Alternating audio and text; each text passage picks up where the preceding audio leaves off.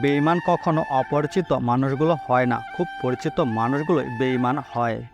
বেঈমান আর স্বার্থপর মানুষ কখনো নিজের ভালো ছাড়া অন্যের অনুভূতি বোঝে না। বেঈমান মানুষগুলো কখনো কাউকে ভালোবাসতে পারে না, তারা শুধুমাত্র প্রয়োজন অনুসারে প্রিয়জন বানায়। বেঈমানরা ঠিকই ভালো থাকে না শুধু বোকা মানুষগুলো।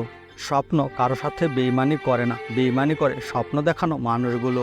বেঈমানরা কখনো ভালোবাসার মূল্য বোঝে না, এরা মানুষের জীবনে এসে সুন্দর জীবনটা ধ্বংস করে দেয়। পৃথিবীতে সবকিছু ভোলা সম্ভব, কিন্তু কারো বেঈমানি আর প্রতারণা ভোলা সম্ভব নয়। আপন মানুষ চেনা বড় দায়, এরা নিজের স্বার্থের জন্য যে কোনো সময় বেঈমানি করতে পারে। ভয় সময়কে নয়, ভয় মানুষকে করো, কারণ মানুষ বেঈমানি করে কিন্তু সময় কখনো বেঈমানি করে না। বেঈমানরা কখনো হারে না, ওরা বেঈমানি করে ঠিকই জিতে যায়।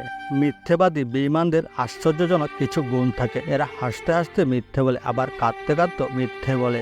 যে ঠকে সে বোকা নয়, সে নিরুপায়। যে ঠকায় সে চালাক নয়, সে বেঈমান।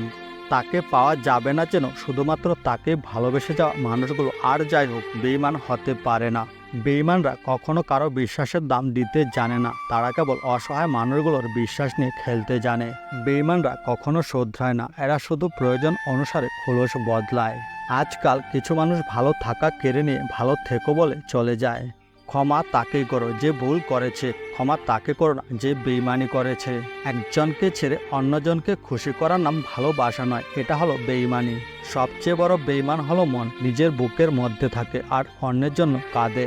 বেঈমানদের সঙ্গে সম্পর্ক না রাখাই শ্রেয়, কারণ ভবিষ্যতে এরা আরো ভয়ঙ্কর হয়ে উঠতে পারে।